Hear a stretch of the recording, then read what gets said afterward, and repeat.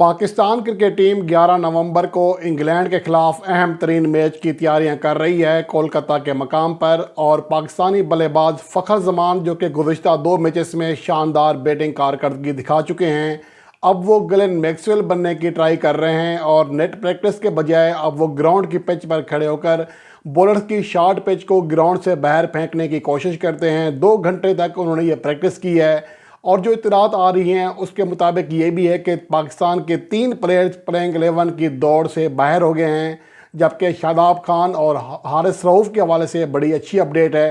तो इन चीज़ों का हम जायज़ा लेते हैं। एक तो ये कि पाकिस्तान के लिए आज सबसे अहम तरीन जो मैच है वो खेला जा रहा है बेंगलुरु में श्रीलंका और न्यूजीलैंड के दरमियान, जिसके ऊपर निगाहें हैं।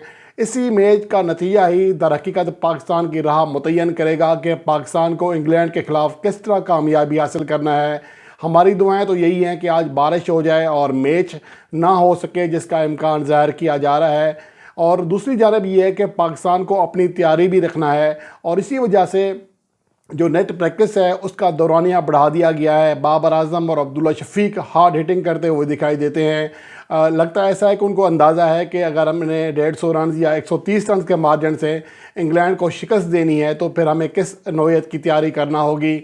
इसके हवाले से अच्छी तैयारी जारी है। पाकिस्तान टीम प्रैक्टिस में पूरी तरह मसरूफ़ अमल है और ख़ास तौर पर फ़खर जमान की जो हार्ड हिटिंग करने की प्रैक्टिस है, लगता है ऐसा है कि उनका एतमाद पूरी तरह बहाल हो चुका है। और दुआ यही है कि उनको नज़र ना लगे किसी की और आने वाले मैच में वो बड़ी कारकर्दगी दिखाएं और उसी जगह से अपनी इनिंग्स का आगाज़ दोबारा से शुरू करें जहाँ पर न्यूजीलैंड के ख़िलाफ़ ख़त्म किया था। तो अब सिनारियो ये है कि पाकिस्तान के 3 खिलाड़ियों ने प्रैक्टिस नहीं की है, जिनमें इमामुल हक और उसके अलावा मोहम्मद नवाज़ शामिल हैं और इब्रार अहमद ने भी प्रैक्टिस नहीं की है। तो गोया ये 3 खिलाड़ी अब प्लेइंग 11 की फ़हरिस्त से तकरीबन बाहर हो चुके हैं और इब्रार अहमद अभी भी पाकिस्तान के मेन 15 रुकने स्क्वाड में शामिल नहीं हैं और ना ही आईसीसी की टेक्निकल कमेटी से इस हवाले से कहा गया है। तो फिर इसका वाज़ेह मतलब यही है कि इब्रार अहमद के इंग्लैंड के ख़िलाफ़ खेलने का कोई इम्कान नहीं है। हालांकि अगर देखा जाए शादाब खान अगर फिट नहीं होते तो फिर इब्रार अहमद का चांस बन सकता था बजाय उसामा मीर के, लेकिन हैरानकुन तौर पर जो टेक्निकल कमेटी है उनसे नहीं कहा गया। उसकी वजह यह है कि शादाब खान के ऊपर ज़्यादा भरोसा किया जा रहा है और किसी हद तक इसलिए भी सही है कि पाकिस्तान का जो कम बैक करने का फार्मूला है वो ज़्यादा कामयाब रहा है। अब्दुल्ला शफीक को दोबारा टीम में लाया गया, वो कामयाब रहे, आते ही सेंचुरी स्कोर की श्रीलंका के ख़िलाफ़। उसके अलावा फ़खर जमान को ड्रॉप करने के बाद जब वापस लाया गया तो बांग्लादेश के ख़िलाफ़ 81 रन बनाने में कामयाब रहे। न्यूजीलैंड के ख़िलाफ़ 11 छक्कों से मज़यन 126 रन की नाकाबिल शिकस्त इनिंग्स खेली, जिसकी वजह से 402 रन का बड़ा टारगेट चेस करने वाली पाकिस्तान टीम को डकवर्थ लुइस कानून के तहत 21 रन से फाते करार दिया गया। तो अब यही कुछ सोचा जा रहा है शादाब खान के हवाले से भी, जो कि ऑलरेडी अपनी बैटिंग फॉर्म में है। गो कि उनकी बॉलिंग कारकर्दगी की बात करें तो ज़्यादा बेहतर नहीं है, सिर्फ 2 विकेट हासिल कर सके हैं 4 इनिंग्स में जिनमें उन्हें बॉलिंग कराने का मौका मिला, लेकिन उनकी जो बैटिंग कारकर्दगी है वो इंतहाई शानदार रही है। अब तक वो मजमूई तौर पर 4 इनिंग्स में 117 रन बना चुके हैं। अगर उनकी कारकर्दगी की बात करें, पहले मैच में नीदरलैंड के ख़िलाफ़ वो 34 गेंदों पर 32 रन बनाने में कामयाब रहे थे, 2 चौके और 1 छक्का लगाया।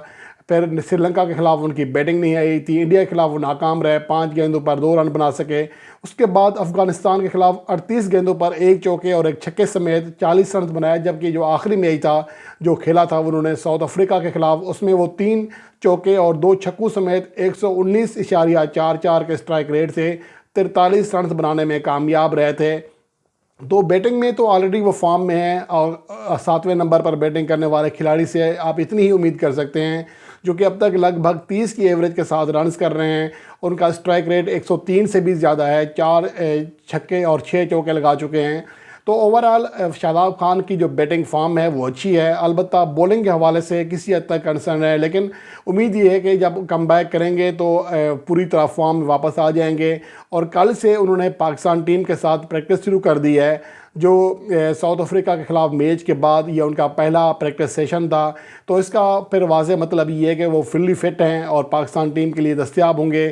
حارث رؤف نے بھی 2 گھنٹے بولنگ پریکٹس کرائی ہے اور کہا گیا ہے کہ وہ ایکسرسائز زیادہ کرتے رہے ہیں، اوور تو صرف 5-6 کرائے ہیں، لیکن زیادہ تر وہ ٹیم کے ساتھ رہے ہیں اور پریکٹس کرتے رہے ہیں، تھرو کرتے رہے ہیں۔ تو یہ اچھی علامات ہیں کہ پاکستان ٹیم کے پاس جو مسئلہ تھا 2 کھلاڑیوں کے انفٹ ہونے کا، حارث رؤف گو کے مہنگے ثابت ہو رہے ہیں لیکن پاکستان ٹیم کے ساتھ مستقل ہیں اور پاکستان کے دوسرے ٹاپ وکٹ ٹیکر ہیں۔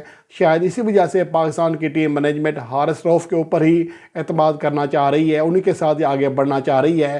تو اس اعتبار سے دیکھا جائے تو اب پاکستان کے پلنگ 11 میں کم از کم ایک بڑی تبدیلی شاداب خان کی صورت میں ہوتی ہوئی دکھائی دیتی ہے۔